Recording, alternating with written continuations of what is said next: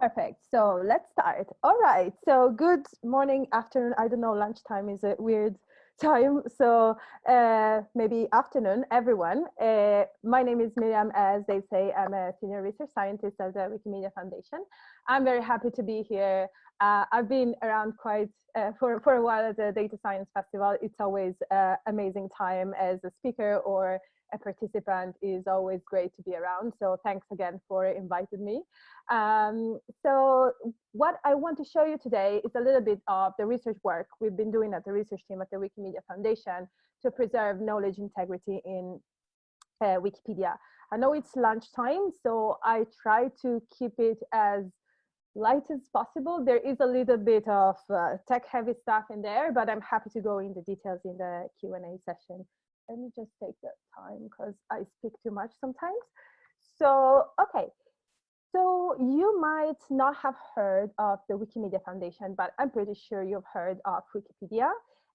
This is the largest online encyclopedia, and it spans right now about 300 languages. And across these 300 languages, we have more than 51 million articles. This is not up to date. I think the last figure I saw was 54. These articles get seen about 15 to 19 billion times every month. And these articles change about, even tiny change, but they change about 36 million times every month. And these changes, they are made to add content or improve the content of the articles. And they're made by thousands and hundreds of thousands of volunteers all around the world that create the content that you see every day. So as you might know, the content in Wikipedia is 100% created and curated by these volunteers all around the world.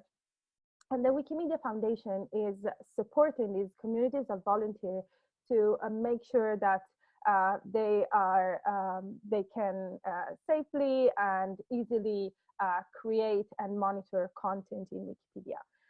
So Wikimedia Foundation not only owns the wikipedia.org domain, but is also, as I said, supporting communities by giving legal support, technological support. They do fundraising, and also there is a part of innovation that the Wikimedia Foundation contributes to. And that is why there exists a research team at the Wikimedia Foundation. This is us. We are right now 6 people, 5 research scientists, and Leila, who's the director of research. What we do is that basically we design technologies to improve the experience of readers and editors in Wikipedia. And as you know, as scientists in industry, we work basically as delivering to deliver scientific insights and scientific product towards the strategic goal of the organization. And one of the strategic goals of the organization and the Wikimedia movement as a whole is something that we call knowledge equity. Knowledge equity essentially pushes us to design technologies that can break down social, political, and technical barriers, preventing people from accessing free knowledge, with the general vision of a world where every human being can freely share in the sum of all knowledge, no matter their geographic location, their accessibility to internet, their culture, their literacy.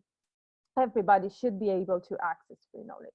And so as researchers, we operate in this space of knowledge equity.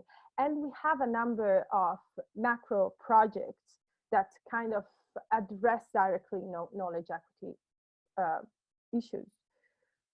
One of them being what we call content integrity. So as you know, Wikipedia is a large encyclopedia, many people read it. And so not only it is important that people can access it all around the world, but also that they can safely access reliable information. And so the research effort that we do around content integrity, they're directly addressing the problem of monitoring information quality and content reliability. Why are we interested in doing this? Well, you all know Wikipedia as you know, has an important role in information diffusion, but also there are some specific, I don't know, highlights of the role of Wikipedia. For example, Wikipedia is the world's most visited online medical resource. So people, when they have to look about online for medical stuff, they end up very often in Wikipedia. And we have seen this, especially this pattern is especially prominent during the latest pandemic. So we have had during the latest pandemics an unprecedented number of visits to our sites. I think we beat the record somewhere in May, June. And clearly a lot of these readers would end up in COVID-related articles. And so the community, the medical community in Wikipedia has done a tremendous job in making sure that the content in COVID and pandemics-related articles is highly reliable. And actually, Wikipedia already made it to research because researchers are studying the role that information in Wikipedia has had during the pandemics. And so already about 5 to 10 papers have started studying the role of Wikipedia during the pandemic. So this is basically to tell you that especially during these times, information reliability in Wikipedia is absolutely key. And different research and different studies have shown that actually the information in Wikipedia is pretty reliable, especially when it comes to scientific topics. But still, and clearly, still the amount of information that gets ingested into Wikipedia every day is huge, and the information flow keeps going. And so the importance the importance of having mechanisms to monitor information reliability is huge, especially during this time. And the Wikipedia communities have a key mechanism to monitor information reliability in Wikipedia content. This key mechanism is one of the core content policies in Wikipedia. It's called Verifiability. And this is a guideline basically that suggests how editors should write content. And verifiability mandates that every material in Wikipedia that has been challenged or is likely to be challenged must be backed by a reliable source, must be linked to a citation where the information in the sentence is verified. And so citations in Wikipedia, I'm sure you've seen them, you know, there are these small numbers appended at the end of the sentence that they point to a reference. They are really key to monitor information reliability and the reliability of content. A lot of the content integrity gravitates around the citations in Wikipedia. And so the research work I will present you today is essentially looking at the space of citations in Wikipedia. So when we started these programs in knowledge integrity, we didn't have a specific idea of what were the references in Wikipedia. What are those citations? What are people citing? So the first questions we ask is, what is the space of references in Wikipedia? And then the second is, now that we know what the references are in Wikipedia, how can we understand how much readers even care about these citations? Do people click on these citations or do people ignore these citations? And then now that we know how readers interact with citations and what these citations are, can we use this information to then design technologies that can help editors finding sentences missing citations, and by doing so, monitor information quality? So these are the three big questions that we had, and I'm going to show you some projects that kind of address each of these three questions. So the first one is about the nature of references in Wikipedia. So as I said, first, when in research, when you are exploring a completely unexplored territories, the first step is to understand the space you're operating in the ecosystem that you're dealing with. And so to understand what the references are in Wikipedia, we generated this large data set with all citations in Wikipedia, all references in Wikipedia cited in all 300 languages. These are specific types of citation. These are citation with identifiers. So for example, books, every book has a identifier that is an ISBN identifier. Or every scholarly publication has a DOI identifier. So these are this type of citation with identifiers that can be indexed and that we can play with in terms of analyzing the data. So we collected this large scale of citations with identifier data with citations with identifier in Wikipedia, and then we analyzed it a little bit. And so among the most interesting thing we found is that the most cited book in all Wikipedias, across all Wikipedias, is this word map of climate classification. And it might, I mean, at least I had no idea what this was about because I'm a computer scientist, but apparently this is a standard for a lot of people in geography and geology. And so a lot of these types of articles cite these specific word map of climate classification. And apparently the authors of this publication had no idea. When Wired interviewed them, because they were the top articles cited in Wikipedia, they had no idea, and they were happy, I guess, to hear this. More most cited books. So in English Wikipedia, the most cited book is the Encyclopedia of the AFL Footballers, while in Spanish Wikipedia, the most cited book is Catalog of Fishes. I guess that these are a reflection of the types of topics that are more prominent and the interest of the editor communities in the two different Wikipedias. Another thing we wanted to test is, you probably know that Wikipedia and the Wikimedia Foundation are strongly committed to open knowledge, open software, and open access knowledge. And so Wikipedia, being a sort of gateway to the broader knowledge ecosystem, has the role of basically sending people to visit and get deeper into the citations that are referenced in Wikipedia.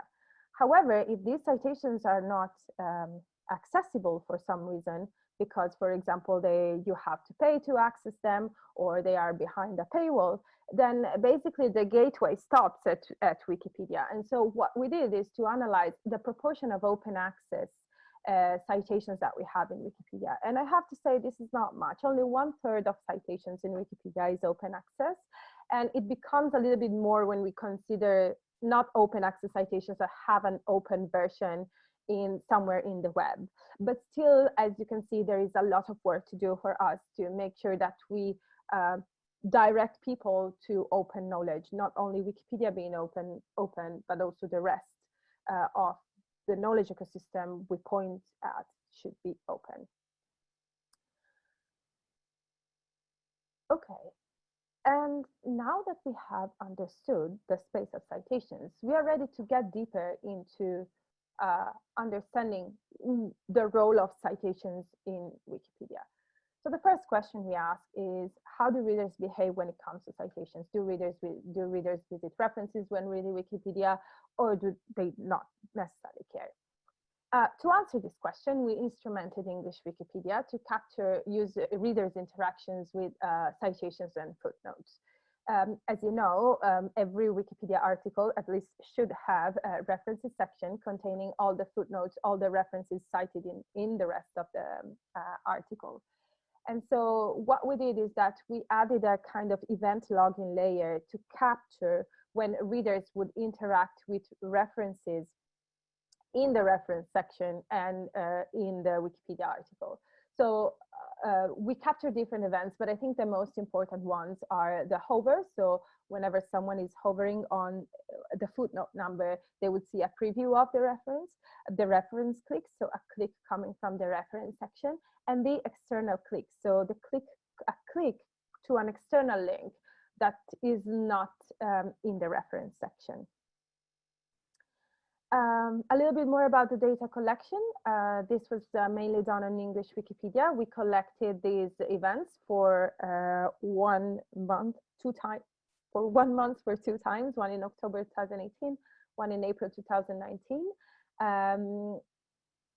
you probably know that Wikipedia and Wikimedia Foundations are strongly devoted to privacy and to a privacy commitment. So despite this being somehow sensitive data, I'm going to skip the details, but we made sure that the data collection was as privacy preserving as possible.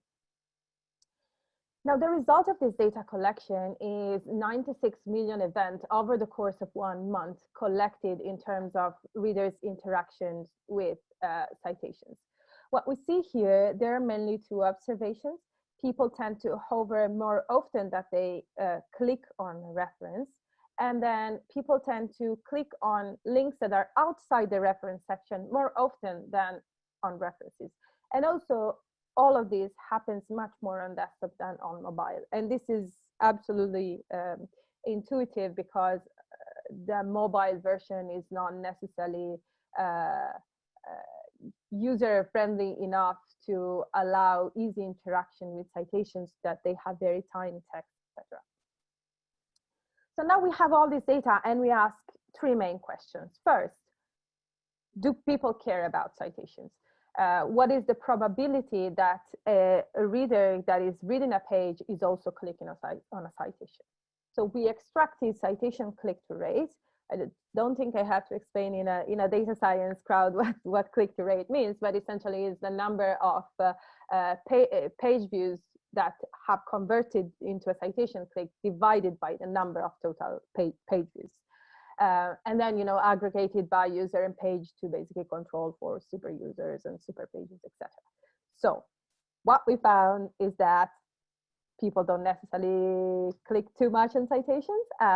Basically, only 3 out of 1,000 times we go on a page, we also click on a citation. This is 1 out of 340. I don't know why we kept this weird ratio, but this is the end. So 0.3%.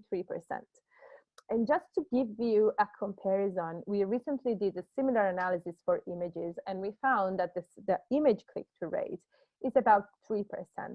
So people tend to click on images 10 times more than they click on citations. This changes a little bit for hover, when people tend to hover, as we said, we saw from the data, raw data collection, around 1% of the time someone visits a page also hovers on a citation. This is a more intuitive expression of interest. You don't have the cognitive load of clicking and reading an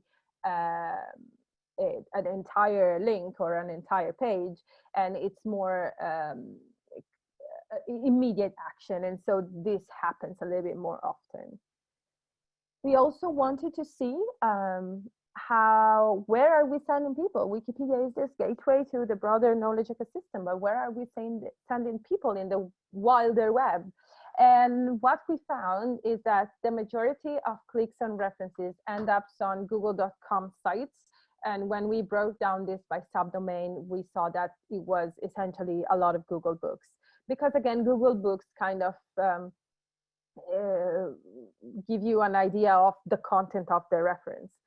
Although sometimes, I mean, it's half open access somehow.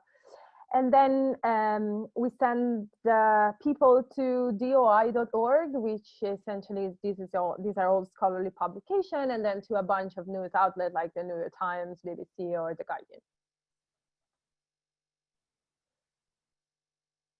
Okay, and now that we know that people not necessarily interact a lot with citations, we want to know when this happens. So what are the pages in which actually people tend to engage more with citations? And so to understand what are the characteristics of a page that make people interact more with citation, we did a simple logistic regression analysis. So for each page, we extracted 52 page features that are characteristics of the page, for example, the page length, or the popularity, the topic of the page, or the quality of the page. And then we model this, we use logistic regression to model the probability that a person would click on a page or not. So we took as data set, as training data set, a set of positive pages, so pages where the references have been clicked at least one time, and a set of negative pages, or pages where the references have not been clicked. And then we model this space with a logistic regression. And what we found is that people tend to click more often on citations when it comes to this language and literature is a biography. This is a problem of the taxonomy of topics, and visual art and some scientific articles. But also that people tend to click more often when articles are lower quality. So this is the negative relation between quality and citation click-through rate. And this is kind of intuitive because lower quality articles or shorter articles, they tend to have less information in the text of the article. And so people are looking for more information in the citations. And so they tend to click so that they can explore more in depth the content of the article because it's not already there. And we saw basically quality and page length, they have the same very negative factor. Okay, and as last question to this data, we ask always, again, trying to understand where citations happen. Not only we want to understand in which pages do citation happens, but also on which citations do click happen. And so we, to study this, we did a similar logistic regression experiment where we created training data where positive examples are citations that have been clicked, negative examples are citations that have not been clicked. And then from the citation, we extract basically the textual information of the citation itself, and also the textual content of the sentence where the citation is appended, so that we can understand what are the words that kind of elicit interest so that people click on citations. And what we found here is that basically most of the time people click on citations when the sentence or the citation is about a recent event. So you see a lot of 2018, 2019 types of dates. Also, people click on citations when they see that it's open access. So again, this is stressing the importance of having open access information, pointing to open access information. And third, we've seen that, and this is across different experiments, we've seen the same behavior, that people tend to like citations when they are related to other people's private lives. So we see this happening in correspondence of words like relationship, family, wife, etc., wedding. So people are very curious about other people's life, and they're curious about verifying this information by clicking on the citations. This is just with another tool. We did a similar experiment, and we found that again, anything that is related to wedding, family, children, etc., tend to elicit a lot of citation interaction. So what we learn in this analysis is that first, people don't necessarily click a lot on citations, they tend to hover more often.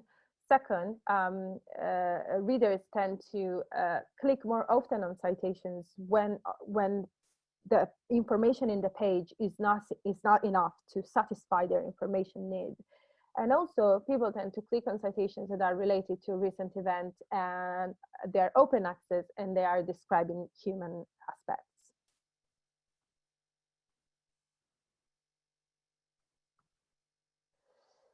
Okay, and as a last stage in this journey of our research in content integrity, I want to show you some of the work we have been doing in designing technologies that can actually help editors find content that doesn't have citation and monitor citation quality at scale.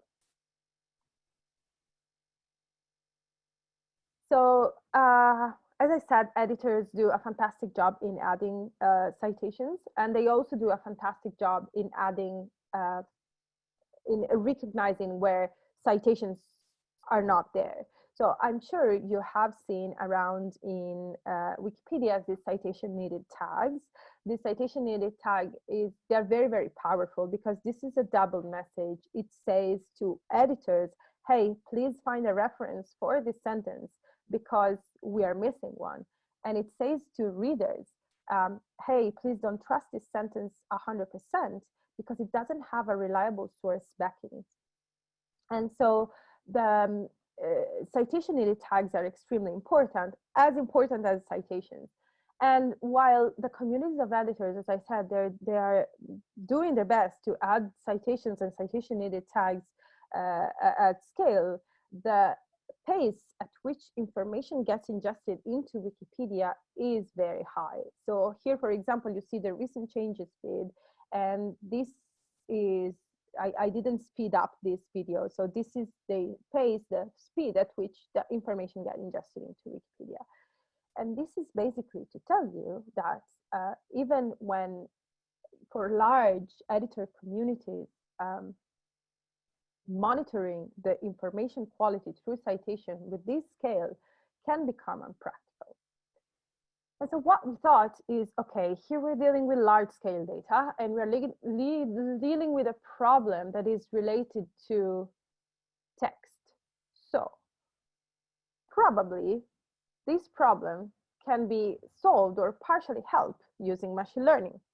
And so we thought, can we help editors identify where Wikipedia sentences need citations using machine learning? Basically, we came up with the idea that we could build a classifier that, given a sentence, could tell whether the sentence would need a citation and why.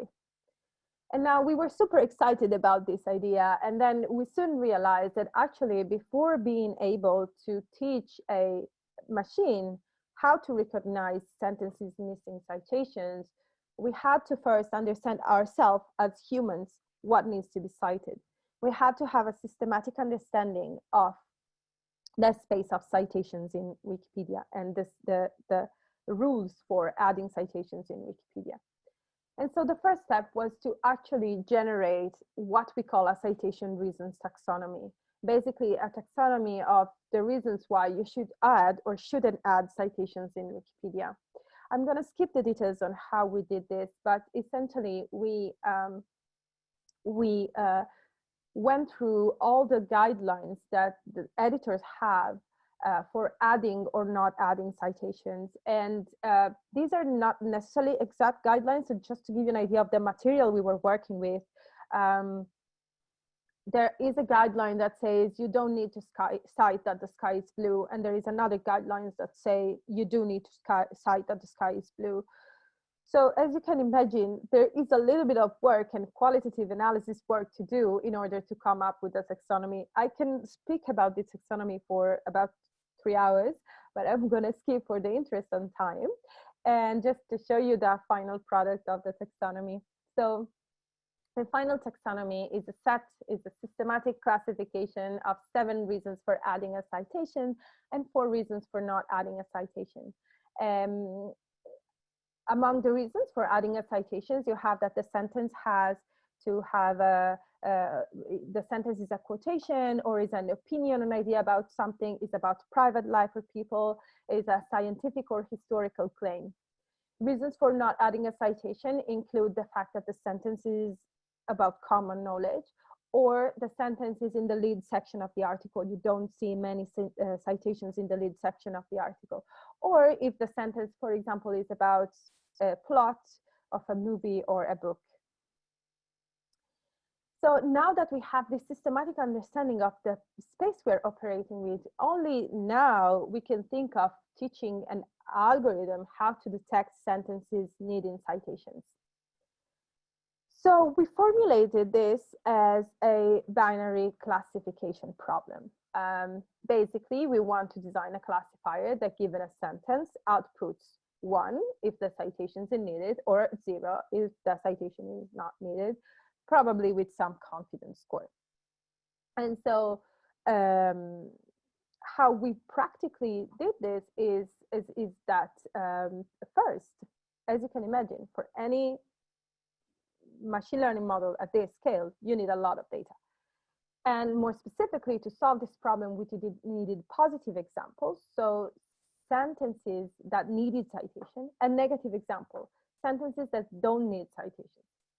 And we thought a lot about how to find the best data, whether we should go on crowdsourcing, etc. And then we just realized that we were sitting on one of the largest naturally crowdsourced platforms, which is Wikipedia. And so we could directly take our training data from the articles themselves and use as positive examples all sentences having citations, and as negative examples all sentences without a citation. So we took this large data and we extract from these sentences both the text and the section title, the title of the section where the sentence is lying. And then, so we did this for English Wikipedia mainly, although now this is ready for French and Italian too, and it could potentially be extended to more languages. And in order to make sure that we were actually crowdsourcing high quality citation data, so sentences really needing citations and sentences really not needing citations, we focus on a specific set of articles in Wikipedia that are called the featured articles. These are the best articles in Wikipedia that they have to go through a bunch of checks in order to become featured. And so we base our training data on featured articles, but then we add different types of sources, other types of articles to test for generalizability. This is a word I cannot say, generalizability. Okay, I'll try. Okay, and this is your neural network plot of the day. I promise there will be just one. So how in practice we model this is that we use a recurrent neural network that essentially learns how to associate the sequence of words in a sentence with a positive, negative label. Needs a citation, doesn't need a citation. We don't only use the text of the sentence, we also use the text of the title of the section where the sentence is lying, because we've seen during our qualitative analysis that sections play a very important role for adding or not adding citations. And so this is your results plot of the day. Actually, there will be a few more, but so this plot is essentially telling us that we were very happy to see that these two spaces are very much separable. So it's fairly easy for this network to separate between sentences needing and not needing citation. And it is especially so when we also add the section information. And so the fact that with section information we get almost 10% boost is a very nice quantitative confirmation of our qualitative analysis in the taxonomy. We also test the model, how much the model was generalizable by essentially applying the model trained on featured articles to other types of articles. And we saw that the accuracy would hold even when not considering very high quality article as training and test. This is not so exciting. But the next bit and the last bit that I want to show you is about how we operationalize and actually productionize the model so that we can have every 6 months, no, every 6 days or every week, a dump of sentences needing citations in Wikipedia. So by essentially productionizing this model, we are now able to get periodic to update a database of sentences needing citation every week. And so people can then use this large scale data containing all sentences needing citations in Wikipedia to do all sorts of things, to input in other tools, to create recommendations for sentences to be fixed. And also, and this is something that we did, to monitor citation quality at scale. So because we have this huge data now about how good or bad citations are in Wikipedia, because we know where citations should be placed and we know where citations are, we can compute a citation quality score for each article. And by doing so, we can see where we are missing, or what are the best articles that in terms of sourcing, and what are the worst articles in terms of sourcing. So here, for example, we aggregated by topic, and we found that articles about biology, medicine, and biographies, these are the most well-sourced. For biographies, this is especially important because Wikipedia has a specific policy for citations of biographies, and especially biographies of living people. We see here that articles about mathematics and physics, they tend to have low citation quality, and this is a limitation of the model. This is because in mathematics, you don't necessarily verify the information as we do in other disciplines. So verifying the Pythagoras theorem, you don't necessarily do with a citation, you might do with a mathematical proof, right? And the model is not able to pick that type of verification, it's only understanding citations. And then I want to end with a good news. So we also, because Wikipedia, Wikipedia data is open, not only the snapshot that we have right now, but you can go back to Wikipedia up to 2001 when it was created. And so we computed the evolution of citation quality for articles about specific topic over the span of 10 years. And we saw that consistently citation quality is increasing across the years. For biography and medicine especially, but it goes up to almost 25% for biographies. So essentially, editors are doing a great job in monitoring and try to improve citation quality over the years. And I am going to skip all this. This is just to tell you that we also have a model that, given a sentence, can detect the reason why the sentence needs a citation, but there is another neural network plot, and I promise we had just one. I am going to conclude with some future work. There is a lot more research to do in the verifiability space.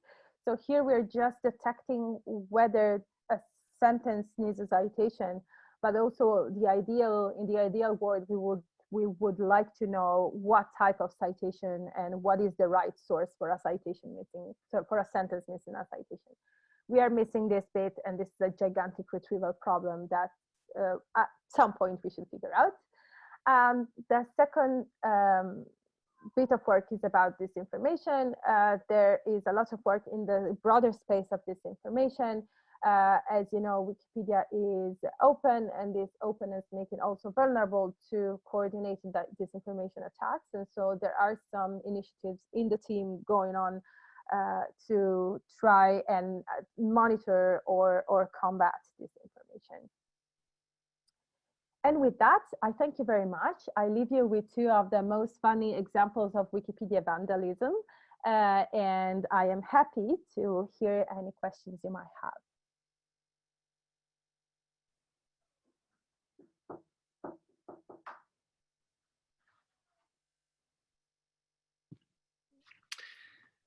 Hello, I'm back. Thank you very much, Miriam. That was fantastic. Really enjoyed that. I might actually get you to stop sharing your screen. I follow your instructions. A bit easier for everyone to see us. Yeah. Perfect. Yeah, thank you very much for that. Really enjoyed it as always. As I mentioned at the start, it does blow my mind, the scale that you're working at, which is, again, it blows my mind. We've had a number of questions come in as you were talking. I'll fire through them all in order. The questions were obviously coming in real time, so it may be that the question came in and then you went on to discuss it in the presentation. I'm actually just going to ask all of them anyway, in case there's anything you want to add. Absolutely. If they've already been answered, obviously we can skip past them and go from there. So first question, top of the list. If you actually click on the Q&A yourself, you'll be able to read along just as I read them out. First question's from Alessandro. Good to see Alessandro, a good supporter of the festival. He's asking, how do you measure page quality in an automated way? Yeah, good question, Alessandro. So we do have models that are actually open source. to automatically score articles in terms of quality. Can I put a link in the chat? I'll put it later maybe. But so there is an API that was built by one of the members of the machine learning team. It's called ORES, ORES. And this is an API that can score articles both in terms of quality and in terms of topic. And it's so the quality is based on certain attributes of the article, so it's language independent. It's based on, for example, the length of the article, number of images, number of citations, number of sections, the length of main section, these kind of things. While the quality, so while the topic is text-based, so it's based on the content of the page. I hope that helps. I can send the link to ORES right now. Perfect. Thank you very much. You're getting answers to questions and you're getting sent links. This is too good. You're too kind, Miriam. You're too good to these. Come on. It's the beauty of working for a place where everything is open, right? So if I have a link to support the answer, yes, I put it there. Perfect. Yeah, maybe in the background, Amy, I think if you could share that link that Miriam's put on. Miriam's put it on the panel, but if you can send it to everyone, Amy, we'll crack on. Next question we've got there is from Hamad. He was asking, how difficult is it to keep information as transparent as possible, especially in obviously today's society? Yes, this is a question that we get a lot, and this is a question that we don't necessarily have an answer right now. So the principle is to keep everything as open as possible.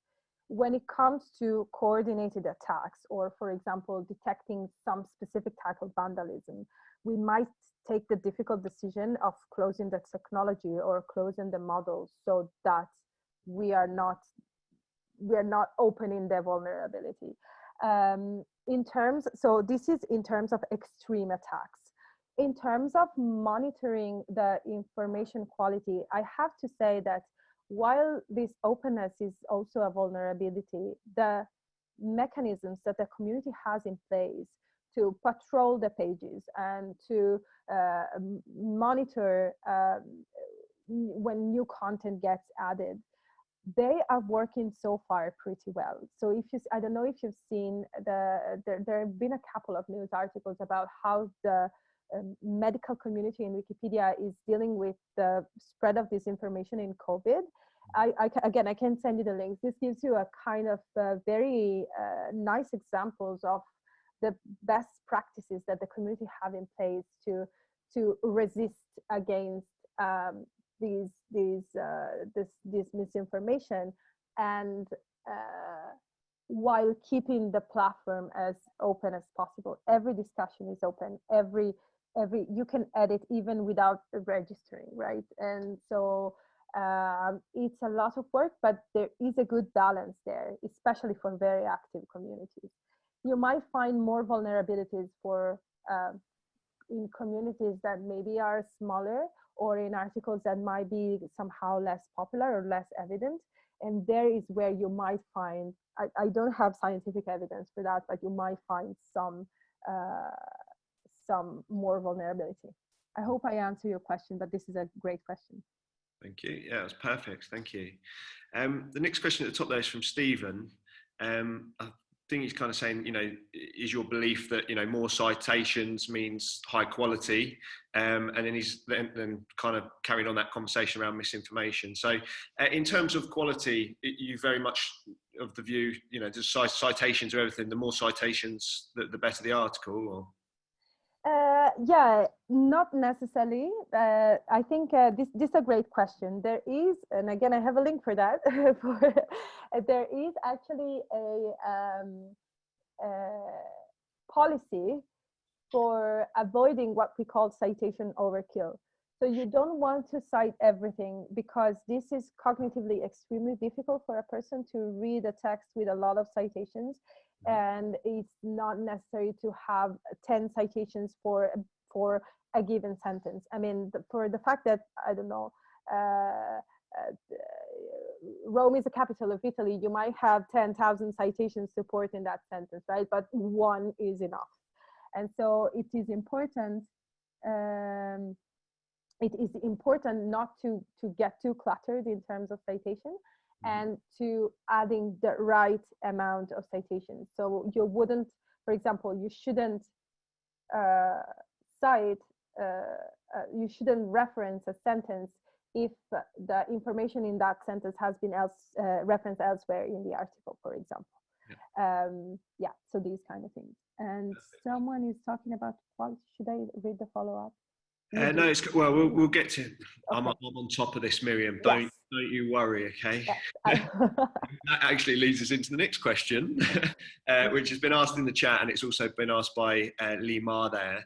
How do you measure the quality of the citations? Yes. So I think so when you see citation quality there, and we have long discussions about changing this to citation coverage. So when you see citation quality there, is simply the fraction between the sentences cited and the sentences that should be cited. So this is the proportion of sentences that are correctly cited. This is how we measure citation quality in an article. However, this should be called citation coverage, because this doesn't say much about the reliability of the citation itself or the reference itself. This is a completely different problem, and we are still trying to figure out what is the best way to come up with some sort of reliability score for sentences, for citations. There are some indexes out there that have been compiled by fact-checking or credibility coalitions. We don't necessarily know right now how to integrate this into Wikipedia, even just deciding that one index is the best to score sentences in terms of scoring citations in terms of reliability. This is an open question, and this is absolutely part of future work. But that's absolutely a good point. Yeah, and what an interesting challenge to be working on. So I'm sure there'll be people out there very envious of your job, actually, which is great. Mm-hmm. In terms of you have touched on bits of this, but the question there at the top there from Lubna, what are the metrics that you consider, in terms of the quality of an article? Yeah, so I was not exactly involved in the article quality model, but as I said, these are mainly structural properties of the article. So anything that is related to length and number of citations and number of images, if I can tell you how this model is trained, this I know. So the labels come from categories that are attached to articles. So the community votes for, the community promotes article as being high quality or featured article if they follow specific patterns. So if they have a certain types of content, certain types of images, etc., etc. And so these quality tags, they are embedded in Wikipedia, and you can extract them and then use them to train the model. And you have high quality and low quality tags. It goes from start to stub to good and featured article.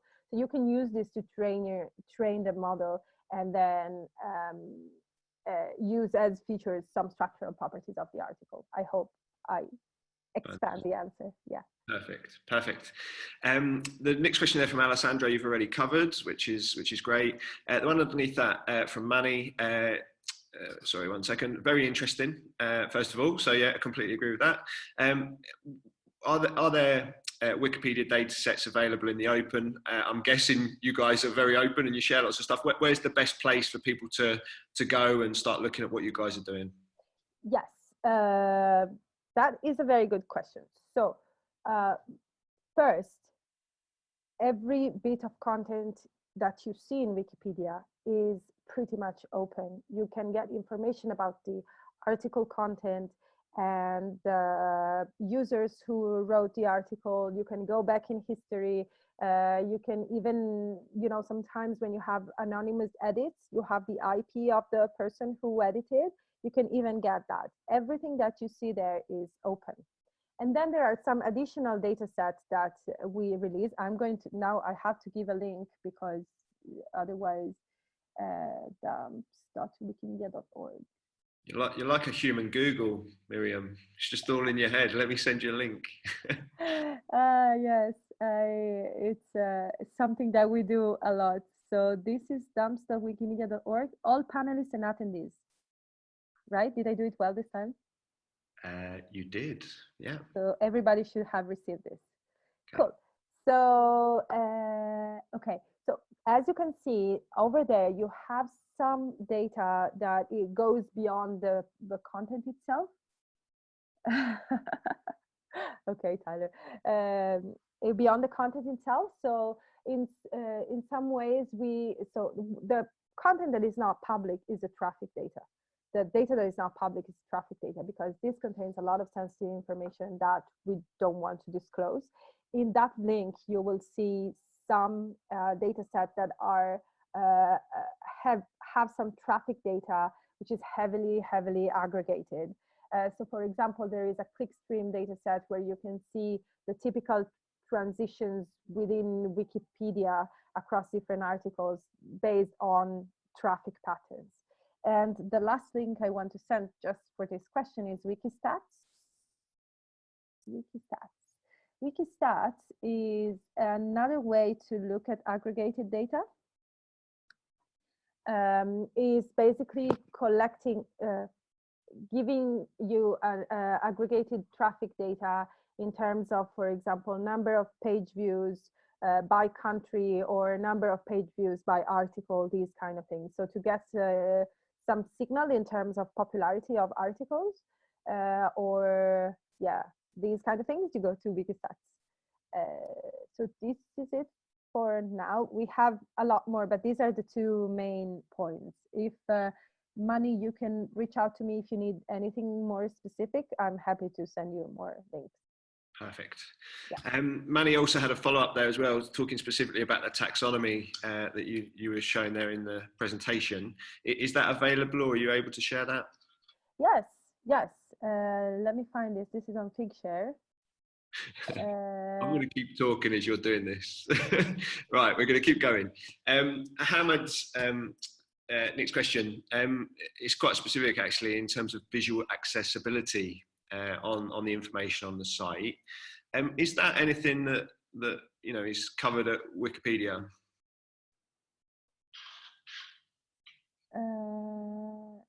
So is this for Hamad at the top there? Do you keep? Yeah. So for visually impaired users, I think this is a super interesting question.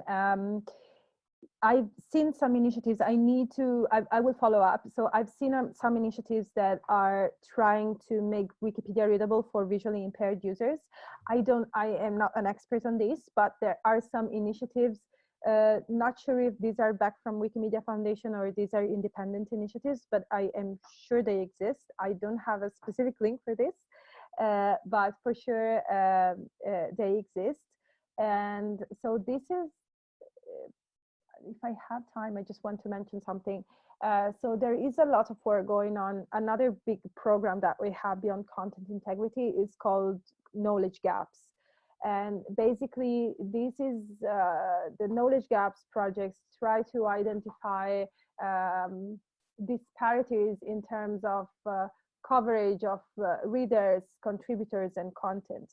And so we are, right now, we are going to release a taxonomy of these knowledge gaps to understand, basically for everybody to understand where we can find these gaps and where do we find disparities in terms of readers and content. And one of these knowledge gaps is physical abilities. And basically this is a taxonomy for all of us to reason on how we should develop Wikipedia so that it's really accessible to everyone, no matter their individual characteristics. So this will come up. I don't have a link yet because we are finalizing it, but I will be happy to share it. Perfect, perfect. Yeah. In terms of the questions as well, we probably will run out of time a little bit, but we can follow up afterwards, and we'll Sure. do our best to answer the questions that we haven't got to, and send them across via email. The question at the top there is from David Newman. How do you find predictive patterns in citation data? How do you find predictive patterns in citation data? If David, you can specify a little bit more in terms of like which predictive patterns you mean for adding citations. I don't know if you can. Okay, we'll pick that one up and follow Yeah. up afterwards. So, next question there is from Grace. Is the work on using neural networks to determine the needs for citations published somewhere as a research paper? Yes, it is. It's a the work itself is in a research paper that was mentioned in the presentation, and is called Citation Needed, a Taxonomy and Algorithmic Assessment of Wikipedia Verifiability. I'm gonna send this too. And I think someone mentioned in the chat my favorite answer. Let me send you a link. I have sorry, hundreds. I think that's the best way, because since we are all remote, right? It's actually more handy that when you're live that you cannot send links like this. So I think I hope it helps. So this is the paper, and there is also a GitHub repository where you can find the models themselves. And you can also, there is also a linked repository to the basically the productionized version of that. It's called Citation Detective. Yeah. Cool. I think we do try, Miriam, to keep these sessions to the 1 hour, to keep it to that lunch hour. So I think what we're going to do, guys, is we will draw it to a close now. But each of those questions, I'm hoping Miriam is a lovely person. I'm hoping we can follow up and just ping some emails back and forward just to finish off these last few questions. So I think that kind of just leaves me to say thank you very much, Miriam. Really, really enjoyed it as always. Hope you enjoyed it too. Oh, the email has gone on there as well. Prepare yourself, Miriam. Prepare yourself. It was on the slide as well, and it's also, you can find it in the web, so it's nothing secret. We will be putting this onto our YouTube channel as well, so everyone will be able to follow up there as well. So thank you very much, Miriam. Thank you for inviting me. I always enjoy my time here, so looking forward to seeing you live and having all this live very soon. Definitely. I'm looking forward to it too. So thanks very much, Miriam. And thank you for joining us. Bye-bye. Bye.